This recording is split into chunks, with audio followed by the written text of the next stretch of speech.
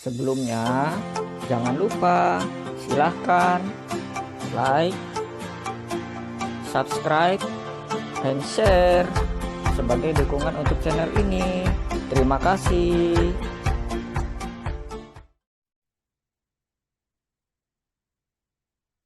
Ya, salam puji Tuhan pada kesempatan malam hari yang indah ini. Kita bersyukur kepada Tuhan. Di malam ini Tuhan masih memberikan kesehatan yang luar biasa kepada kita. Sehingga pada malam hari ini kita masih bisa beribadah bersama-sama. Kita masih bisa diberikan kesehatan yang luar biasa. Sebelum saya menyampaikan kesaksian, saya akan berdoa terlebih dahulu pada malam hari ini. Terima kasih Tuhan Yesus atas penyertaan Tuhan, atas semua kebaikan Tuhan. Engkau Allah kami yang dahsyat dan luar biasa dan ajaib dan heran. Terima kasih Kau memberkati kami semua yang pada saat malam hari ini, mereka yang menyaksikan kesaksian hamba-Mu. Terima kasih ya Tuhan, haleluya, amin. Ya, salam puji Tuhan. Pada malam hari ini saya bersyukur kepada Tuhan Yesus bahwa pada malam hari ini saya bisa hadir di channel ini semua karena kemurahan dan kebaikan Tuhan. Ada pepatah mengatakan, maka tak kenal tak sayang, maka tak kenal tak cinta. Saya akan perkenalkan nama saya terlebih dahulu. Nama saya sebelum saya kenal Tuhan Yesus Kristus sebagai Tuhan Juru Selamat saya pribadi, nama saya terambil dari Al-Quranul Karim, yaitu yang setiap malam Jumat dibaca Yasin wal Quranil Hakim. Itu nama saya, tapi ada nama depannya diambil dari seorang pemimpin Islam yang luar biasa, yang saat ini diagung-agungkan oleh umat Islam, yaitu Muhammad. Jadi nama saya adalah Muhammad Yasin. Itu waktu saya sebelum kenal Tuhan Yesus, saudara. Saya latar belakang dari seorang guru agama Islam di daerah Citayam, mengajar di Madrasah Ibtidaiyah Hidayatul Atfal, karena keluarga saya semua keluarga kiai, keluarga ustadz, dan saya dibesarkan dari kecil, dari usia 6 tahun, saya sudah masuk di Madrasah Ibtidaiyah. Kalau kita berbicara Madrasah Ibtidaiyah, itu berbicara sederajat dengan SD.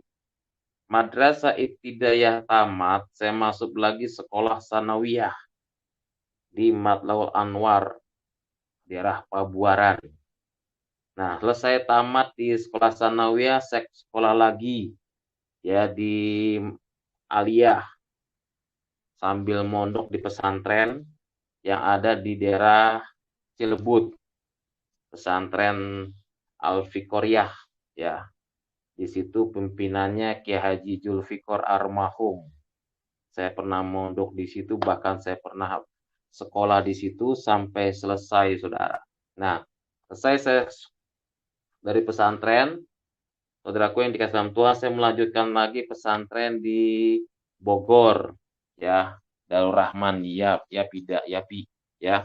Nah, saudaraku yang dikasih dalam Tuhan, saya dalam pribadi saya katakan, saya kenapa kok saya murtad meninggalkan Islam? Saudaraku yang dikasih dalam Tuhan, saya tidak ada cita-cita ingin menjadi pendeta. Karena itu bukan cita-cita saya. Bukan cita-cita saya menjadi seorang pendeta, bukan cita-cita saya menjadi seorang hamba Tuhan. Kenapa? Karena cita-cita saya dulu, satu, ingin mengislamkan beberapa pendeta. Ingin mengislamkan beberapa anak-anak Tuhan. Kenapa? Karena di Al-Quran sendiri dikatakan, Inna dinna indallahi Islam. Sesungguhnya agama yang paling sempurna di sisi Allah, yaitu agama Islam. Saya menganggap Islam itu agama yang paling sempurna, Islam itu agama yang paling benar. Nah, pada saat saya ngaji dengan guru ngaji saya, saudara, saya diajarkan sama guru ngaji saya gini, kalau kamu bisa memerangi orang kafir, mengislamkan orang-orang kafir, mendapat 70 pahala, 70 bidadari. Anggapan bahwa Kristen itu orang kafir. Akhirnya pada saat itu tahun 1999 kalau tidak salah, saya berusaha ingin mengislamkan beberapa pendeta, ingin mengislamkan beberapa anak-anak Tuhan. Pada saat itu, saya datang ke pendeta satu persatu. Saya ingat banget waktu itu yang saya datangi gereja GPDI yang ada di Kelutuk, yang ada di kampung halaman saya Citayam. Karena saya kan tinggal di daerah Citayam, kampung Kelapa. Ya itu saya ngajar di daerah situ, ngajar di madrasah Ibtidayah Hidayatul Atfal. Nah, saya datengin gereja itu, ingin saya islamkan pendetanya. Nah, ada beberapa gereja yang saya datengin, saudara, termasuk gereja-gereja yang ada di Depok. Saya cari pendetanya. Kenapa saya cari pendeta? Karena saya berpikir kalau pendetanya masuk Islam, minimal pengikutnya juga akan masuk Islam. Berapa bidadari yang saya punya kalau satu gereja masuk Islam semuanya. Tapi memang rencana Tuhan itu indah. Firman-Nya berkata, bukan kamu yang memilih aku, tetapi aku yang memilih kamu. La haula wala quwata illa billah. Jadi saya dipanggil ini karena panggilan Tuhan. Saya katakan saya juga sempat menolak untuk jadi pendeta. Sempat menolak untuk jadi hamba Tuhan. Dan saya berpikir buat apa sih jadi orang Kristen kan kafir, masuk neraka. Nah, saudaraku yang dikasih dalam Tuhan, firman Tuhan mengatakan bukan kamu yang memilih aku, tetapi aku yang memilih kamu. Ketika saya tidak berhasil mengislamkan pendeta, saudaraku yang dikasih dalam Tuhan, saya punya niat jahat pada saat itu. Niat saya ingin membakar gereja. Sampailah saya pada saat itu membakar gereja. Gereja yang saya bakar pada saat yang pertama adalah gereja yang ada di kampung halaman saya Citayam. Itu gerejanya ada di pinggir kali, saudara. Dulu bangunannya masih dari bambu, jembatannya juga masih dari bambu.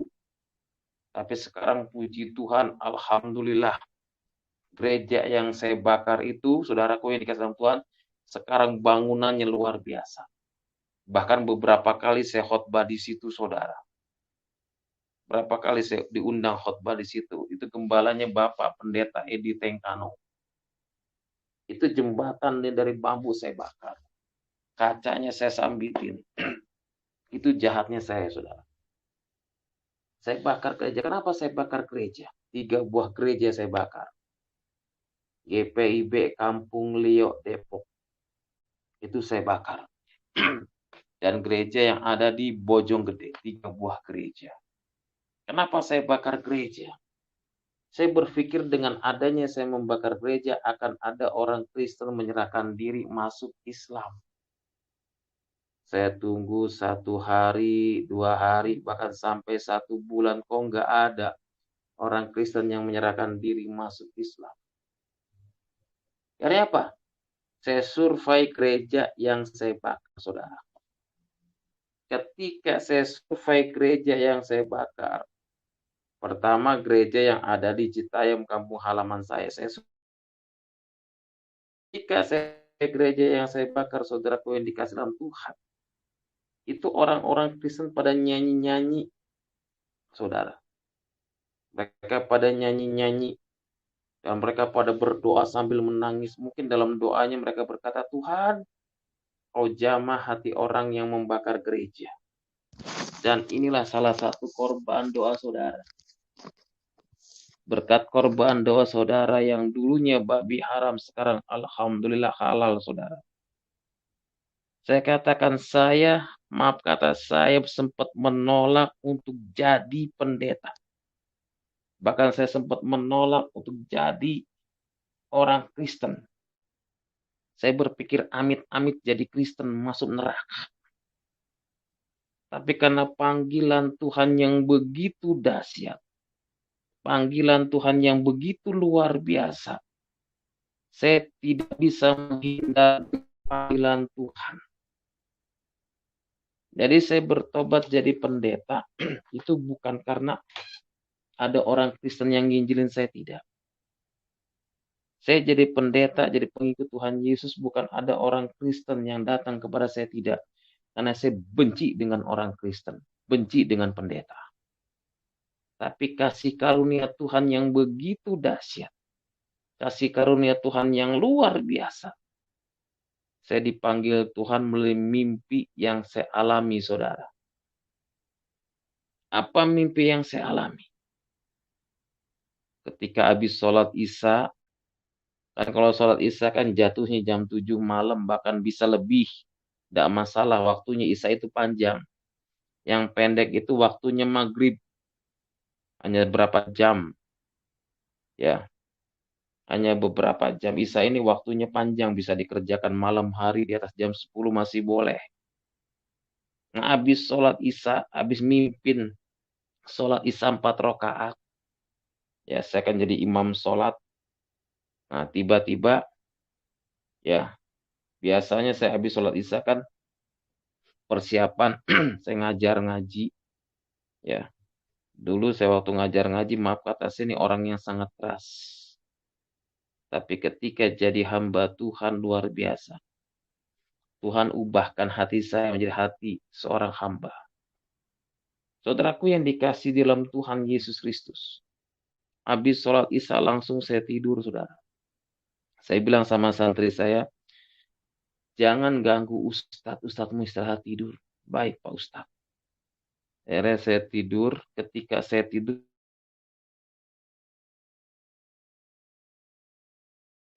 mimpinya. Di dalam mimpi tersebut ada cahaya sinar yang merangi tubuh saya. Dan cahaya tunggal suara yang sangat lembut berkata, akulah jalan kebenaran dan hidup.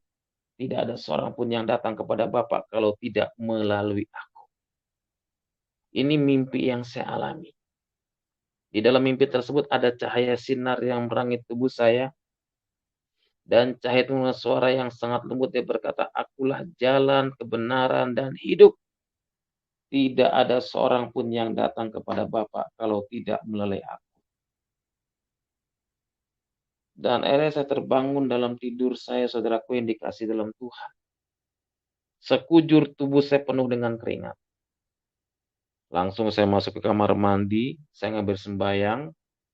Nah itu pas jam 12 malam saya bangun. Ya, saya ngambil sembahyang, saya mau sholat tahajud. Langsung saya sholat tahajud. Allahu Akbar. Kalau sholat tahajud kan rakaatnya banyak, saudara. Bisa dikerjakan 4 rakaat boleh. Juga bisa dikerjakan 8 rakaat juga boleh. Sholat tahajud. Saya hanya ambil 4 rakaat aja. Habis sholat tahajud, saya baca surah Al-Fatihah karena dalam sholat itu, surat yang pertama dibaca dalam sholat adalah surah Al-Fatihah. Yang jumlahnya 7 ayat. Itu dalam sholat harus dibaca Al-Fatihah. Dan di surat-surat lainnya, yang ayat yang paling pendek surat Al-Ikhlas. Akhirnya apa? Saya sholat tahajud. Saya sholat tahajud, saya tidur. Pas tidur, pagi-pagi saya bangun mau sholat subuh. Karena dengar suara azan. As-salatu khairum minan naum. Lebih baik sholat daripada tidur. Akhirnya saya bangun. Biasa kalau saya kan guru agama Islam, kalau sholat itu subuh-subuh bangun. Dengar suara azan. Udahlah, saya ngambil sembahyang, saya sholat ke musola. Nah, ketika disuruh jadi imam, ayat yang saya mimpikan itu terngiang-ngiang di telinga saya. Selalu teringat terus oleh saya. Sampai saya sholat subuh kan ada doa kunut. Sampai saya salah baca doa kunut, saudara. Sampai saya salah. Kan baca doa kunut. Sampai saya salah. Kenapa? Teringat ayat yang saya mimpikan itu. Ketika saya ngajar, teringat ayat itu. Ketika saya mau ngajar, saya selalu teringat, dibayang-bayangi terus menerus, saudara. Teringat terus di telinga saya. Sampai akhirnya saya bertanya kepada paman saya seorang ustadz. Ya, saya tanya, Mang, abdi mau tanya-tanya naon Yasin.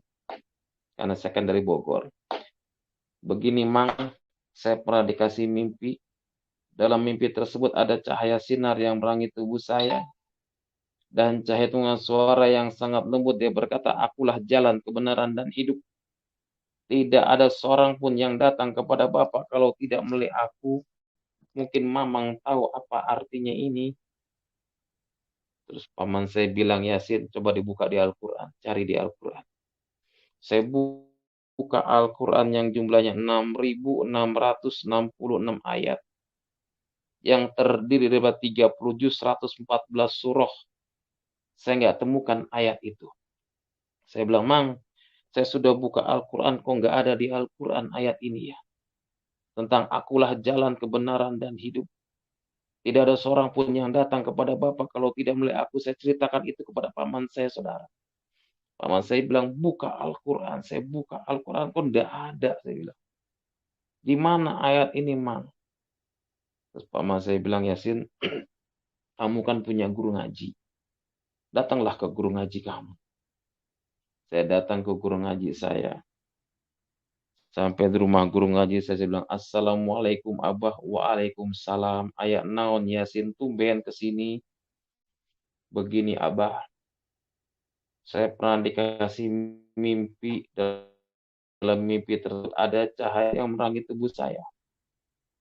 Dan cahaya itu dengan suara yang sangat lembut. Dia berkata, akulah jalan kebenaran dan hidup. Tidak ada seorang pun yang datang kepada Bapak kalau tidak melalui aku. Mungkin Abah tahu apa artinya ini. Guru ngaji saya cuma bilang, Yasin, ini mah nggak salah lagi ngimpi dari setan katanya. Cobalah Yasin, sekarang kamu ke pasar beli kembang 7 rupa. Jadi saya ke pasar beli kembang 7 rupa, saudara. Karena saran daripada guru ngaji saya. Saya ke pasar beli kembang 7 rupa. Sama disuruh beli minyak nyong-nyong, minyak orang mati 3 botol. Saya bilang, Abah, ini kembang 7 rupanya dan ini minyak nyong-nyongnya. Kata guru ngaji, Yasin, ulah kemana-mana, nanti Abah panggil. Saya dipanggil sama guru ngaji, Yasin kah dia, ayat naon, atu Abah. Sekarang kamu berendam di bak mandi yang ada kembangnya. Saya berendam di bak mandi, saya mandi dengan air kembang. Karena guru ngaji saya bilang, karena itu mimpi dari setan katanya. Saya mandi air kembang, saya disiram dengan minyak nyong-nyong, saudara. Guru ngaji bilang, ayo calik-calik pulang. Insya Allah tidak dihantui. Ketika saya melangkah dari guru ngaji saya, rumah guru ngaji saya belum nyampe rumah saya. Itu nggak hilang, saudara. Terus menerus terngiang-ngiang terus tinggal saya. Sampai saya masuk kamar takut. Terus saya bilang lagi guru ngaji saya, Abah kumaha atau Abah? Kok ini bukannya malah hilang, malah menjadi-jadi. Kumaha atau Abah? Guru ngaji saya bilang, Yasin, sholat istihoro. Artinya sholat minta petunjuk ke Kanjeng Gusti Allah. Saya bangun jam 2 malam, saudara. Sholat istihoro. Saya berdoa, Rabbana atina fid dunya hasanah wa fil akhirati hasanah wa qina azabannar. Ya Allah, tunjukkan apa makna mimpi ini buat saya, Allah. Karena mimpi ini selalu menghantui saya. Selalu terbayang-bayang terus oleh saya, ya Allah, saya bilang. Saudaraku yang dikasih dalam Tuhan. Habis sholat istihoro saya tidur. Ketika saya tidur, Tuhan kasih mimpi yang kedua kepada saya, saudara. Apa mimpi yang kedua? Di dalam mimpi yang kedua saya bertemu dengan seorang yang wajahnya bersih, bercahaya, berjubah putih. Sambil dia membawa domba dan tongkat dengan suara yang sangat lembut. Hai anakku, jika engkau menemukan ayat itu, engkau harus ikut aku dan pikul salib. Saudaraku yang dikasih dalam Tuhan, saya berpikir, ya Allah, kok dalam bulan-bulan ini kok si mimpi yang aneh-aneh yang satu aja belum kejawab ini udah ada lagi. Dan akhirnya singkat cerita, saudaraku yang dikasih dalam Tuhan, mimpi ini terjawab nyata dua-duanya oleh saya. Yang pertama, ketika saya mendapat undangan untuk menyampaikan ceramah agama Islam, saya pakai baju gomis, pakai baju gomis, pakai udeng-udeng di kepala. Baju gomis itu kayak baju Habib, saudara. Saya pakai itu. Saya bilang sama santri saya, antar Ustadz untuk ceramah. Baik Ustadz, siap. Terus saya kemana-mana pakai mobil, saudara. Mobil Suzuki Katana. Saya berangkat, ceramah diantar sama santri saya. Mungkin ini rencana Tuhan untuk memanggil saya, saudara.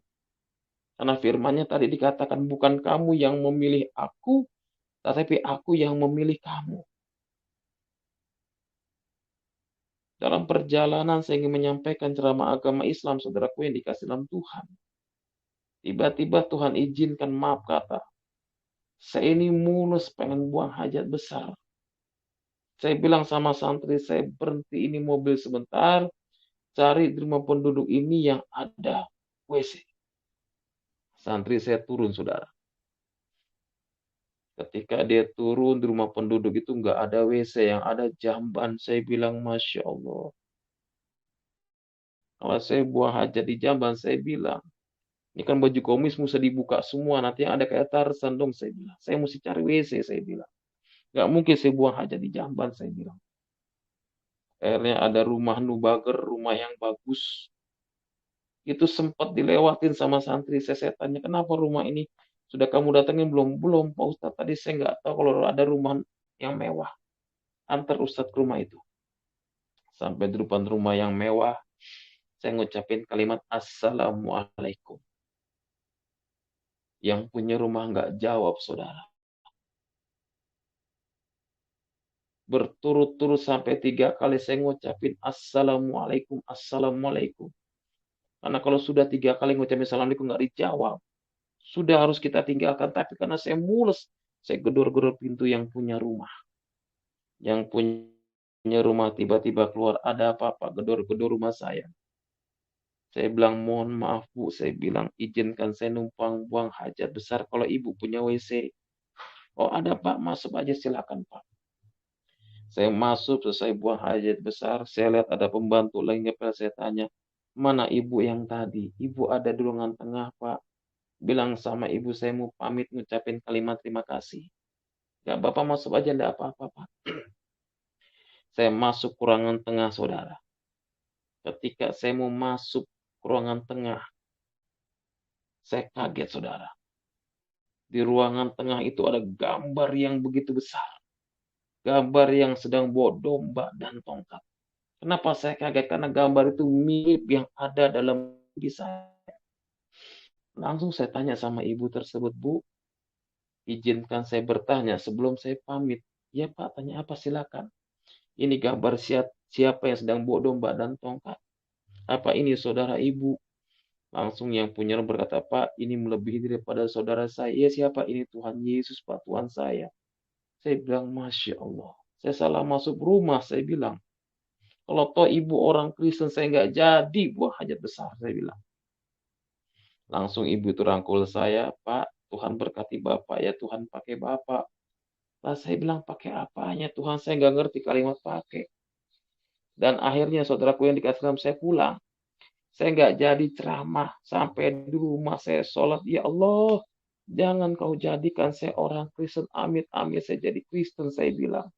Saya nggak mau masuk neraka, saya bilang. Saya nggak mau ya Allah. Tapi apa yang terjadi saudara? Saya ke gereja.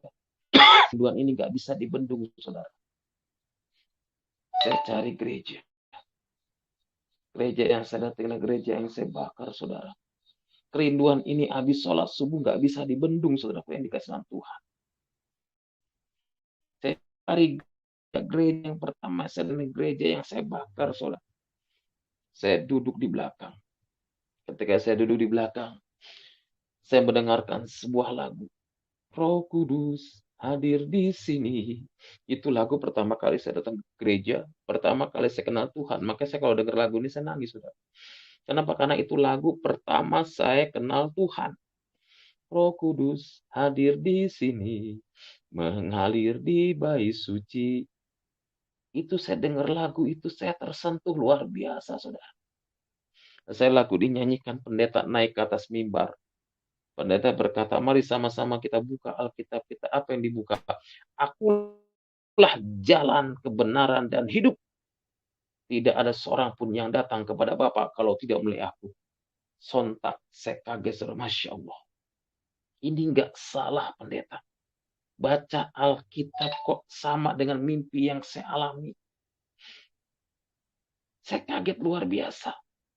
Saya pendeta khotbah, pendeta berkata, saudara, saya mengundang saudara yang pertama kali hadir ke gereja.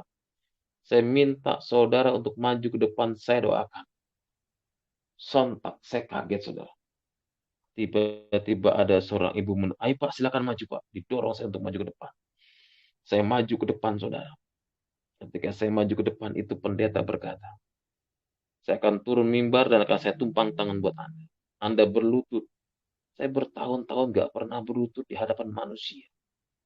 Tapi saya disuruh berlutut. Ketika saya berlutut, saudara, itu pendeta tumpang tangan sama jemaat. Dia nyanyi lagu apa? Mengalirlah kuasa Roh Kudus. Mengalirlah di tempat ini. Itu lagu pertama saya kenal Tuhan, saudara. Dua lagu ini, saudara. Saya menangis, saudara. Ketika saya didoakan, dengar lagu itu saya menangis. Saya teringat membakar gereja, saya teringat mengislamkan pendeta, saya teringat membakar Alkitab, saya ambil Alkitab orang Kristen ketika dia mau ke gereja, saya bakar Alkitab. Itu jahatnya saya, saudara. Dan akhirnya saya pulang, saudara. Saya pulang yang namanya guru agama Islam. Pertama datang ke gereja, saya cuci kaki dan tanah 7 kali, air 7 kali, sabun 7, saya tobatan nasuha. Saya bilang saya tobat, tidak akan diulangi lagi datang ke gereja. Tapi apa yang terjadi? Di minggu kedua saya lagi ke gereja. Sampai berturut-turut 1 bulan saya datang ke gereja. Ada pepatah mengatakan walaupun bangkai disembunyikan di mana, pasti baunya akan kecium juga. Saya ketahuan ke gereja, saudara. Ketika saya pulang dari gereja, saya disidang, ditanya sama paman saya, dari mana kamu Yasin? Saya bilang saya dari gereja, paman. Ngapain ke gereja? Ketika saya tanya sama paman tentang akulah jalan kebenaran dan hidup, tidak ada seorang pun yang datang kepada Bapak kalau tidak melalui aku. Paman bilang suruh buka Al-Quran. Saya buka Al-Quran yang jumlahnya 6.666 ayat. Itu enggak ada, paman. Tapi hati ini tergerak untuk datang ke gereja. Saya mendengar khotbah pendeta. Ayat ada di Alkitab Injil. Terus mau apa? Saya akan melangkah dari kebenaran. Ya, ditampar kamar mandi. Saya dimasukin kamar mandi, saudara. Dari pagi sampai dengan malam, sampai dengan pagi lagi. Di hari kedua, saya dikeluarin kamar mandi. Sekarang ucapkan kalimat 2 kalimat syahadat kamu, karena kamu sudah ke gereja. Saya disuruh ngucapin kalimat 2 kalimat syahadat. Tidak bisa, saudara. Lidah ini gemetar. Yang keluar hanya ucapan Yesus, Yesus. Dan akhirnya terjadilah penyiksaan. Saya diikat tangan yang kanan ke pohon yang kanan, tangan yang kiri ke pohon yang kiri, dan disisa dicambuk. Saudara, ini bekas cambukan daripada keluarga saya. Ini dia, saudara, cambukan daripada keluarga saya. Dan saya diusir. Hari itu juga sempat saya jadi seorang gelandangan. Itu dari emperan ke emperan, dari toko ke toko. Bayangin seorang guru agama Islam. Ketika dia terima Yesus harus mengalami penganiayaan. Diusir. Bahkan tidur dari emperan ke emperan. Sampai saya bilang, Ustaz sudah gelo, Ustaz sudah gelo. Tapi saya bersyukur kepada Tuhan. Firman Tuhan berkata, secara dulu kerajaan Allah dan kebenarannya, maka semua itu akan ditambahkan dan disempurnakan bagimu. Puji Tuhan, saudara. Ketika saya dikucilkan, diusir jadi gelandangan, Tuhan pertemukan saya dengan kakak daripada pendeta saya Rombot, yaitu Tante Eles, yang sekarang masih ada. Ya, beliau angkat saya menjadi anak rohani, Beliau yang sekolahkan saya sekolah Alkitab, dan beliau juga yang membimbing saya. Sebelum saya bertemu dengan Tante Alice, saya bertemu dengan Pendeta Ishak Simeloy yang ada di Depok. Beliau yang merawat dan membimbing saya menjadi anak rohani. Ini semua berkat-berkat Tuhan, saudara.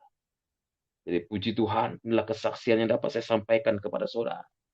Bagi anak-anak Tuhan, jangan kau pernah tinggalkan Yesus dalam hidup.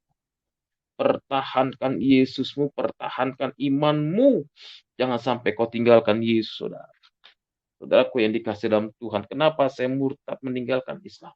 Karena adalah kebenaran yang ada, saudara. Keselamatan yang ada hanya ada di dalam Yesus. Yohanes 14 ayat 6 dikatakan, akulah jalan kebenaran dan hidup. Tidak ada seorang pun yang datang kepada Bapa kalau tidak melalui aku. Keselamatan hanya ada di dalam Yesus. Di luar Yesus saya katakan tidak ada keselamatan. Tapi di dalam Yesus ada jaminan keselamatan yang kekal.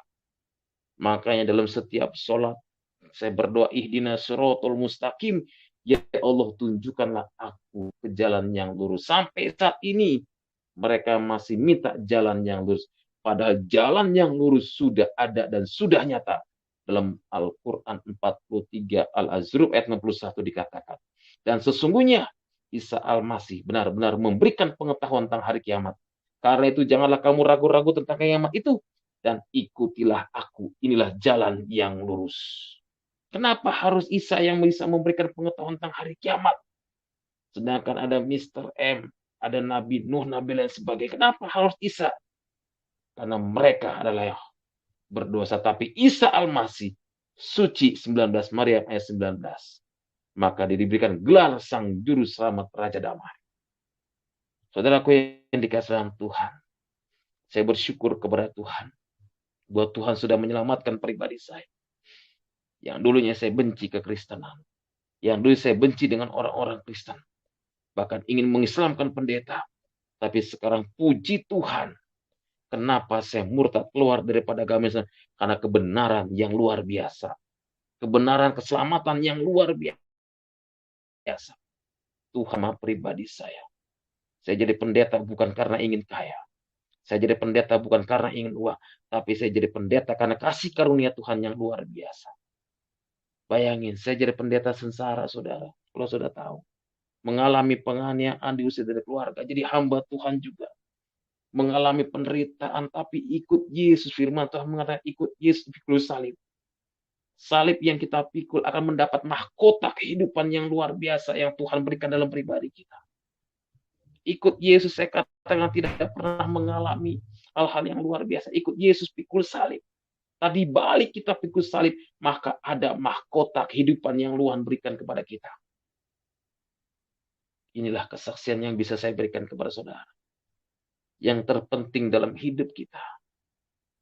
Kita pegang keselamatan yang sudah Tuhan berikan dalam pribadi kita. Jangan sampai Yesus yang ada dalam pribadi kita gadaikan dengan faktor ekonomi. Kita tinggalkan Yesus. Karena pasangan kita tinggalkan Yesus. Karena kedudukan kita tinggalkan Yesus. Karena jabatan kita tinggalkan Yesus. Jangan sampai itu terjadi dalam pribadi kita. Yang terpenting dalam pribadi kita pertahankan Yesus kita pertahankan iman kita sampai inna lillahi wa inna ilaihi raji'un. Ini saja yang dapat saya sampaikan, saudara. Ya, saya serahkan kepada